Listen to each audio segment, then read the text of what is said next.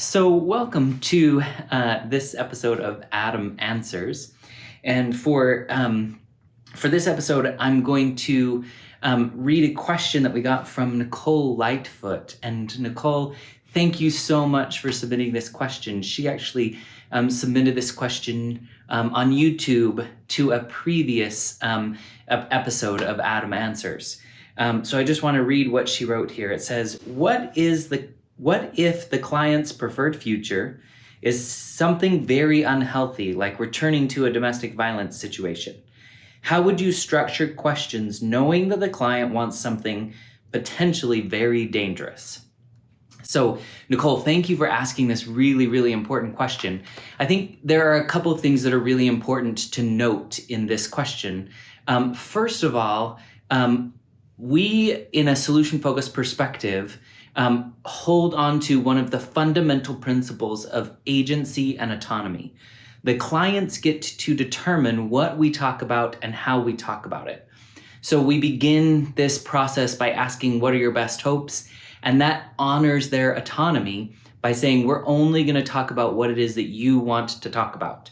We flow through that into the description part of the session by utilizing the client's words and picking up details that are synonymous to or consistent with their desired outcome. And then we close in a way that, again, honors their agency and autonomy by avoiding homework, by avoiding suggestions or those kinds of things.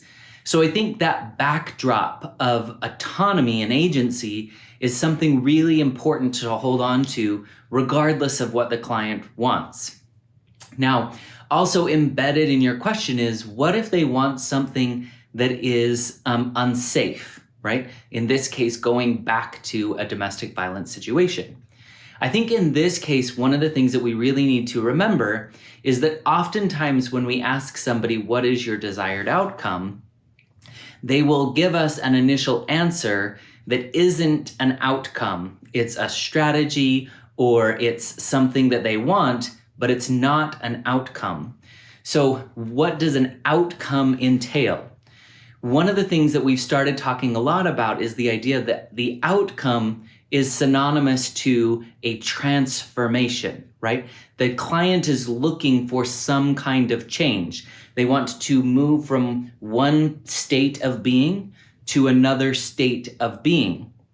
So when we insert, I want to go back into a domestically violent situation, that doesn't fit the criteria of being a transformation, right? It means I want to go back to something. And so one of the things that I think is important is that we hear, I want to go back to a domestically violent situation as a strategy to an outcome. And so the important thing to be thinking about here is, to what end? Why do you want to go back to that particular relationship? We get to the why by asking questions like, what difference would it make? So we take the client very seriously and we don't try to argue with them and say it's not safe, you can't go back there, all of those kinds of things. We leave that judgment to the side.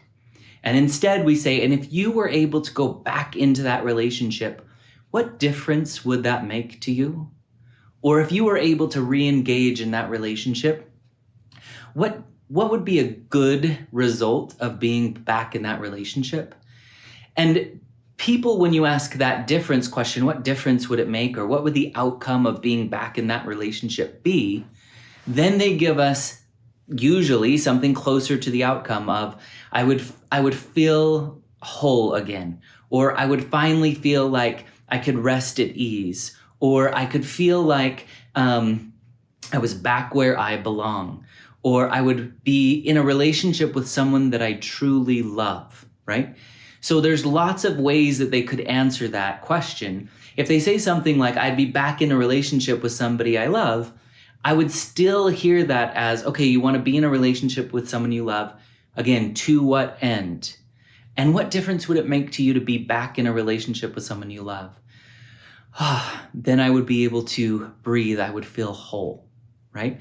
So we work to get to a place where their desired outcome is a transformation, moving from a place of not being whole to a place of being whole, from not having peace to having peace, to not feeling complete to feeling complete. That's a transformation now. And we can take those words, feeling whole, feeling complete, being at peace, right? We can take those words and we can have a conversation about it. Now, I think one of the other steps that's really important in this process is that we separate the outcome from a particular strategy, in this case, getting back into this particular relationship. Now, I'm not just saying that because it's a domestically violent relationship. I'm saying that in general, we want to separate an outcome from one particular strategy, regardless of what strategy it is. And the way that we do that is we say, and suppose you found yourself feeling whole, feeling complete, but those things entered into your life even before you had the opportunity to get back in this relationship. That's not to say that you won't be able to, but you find wholeness, you find completeness, you find peace before you're able to make it back into that relationship. What would be the first signs that would let you know that wholeness and completeness was back in your life, right?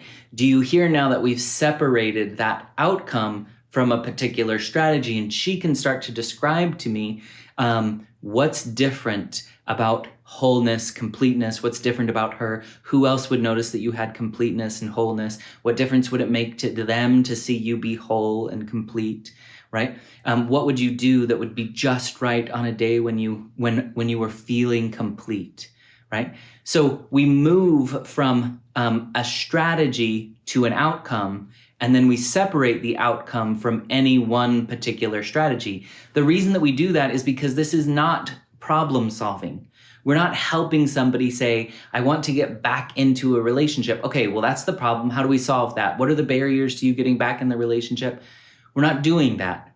We're getting to their desired outcome, and then we're getting a description of what life is like in the presence of that desired outcome. So a couple of highlights then, right? One, I would say we don't place our own values on what outcome is good or right for a client.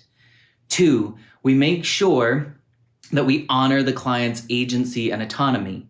Three, we make sure that we move beyond strategy to an outcome. And four, we make sure that we separate that outcome from any one particular strategy. Those are four things that will help you when you hear this kind of a thing. And then hopefully this description conversation about the desired outcome will be helpful and useful to our clients. So again, Nicole, thank you so much for asking this really important question. I hope this answer was helpful. Please let me know what your thoughts are in the comments, and I'll see you again next time.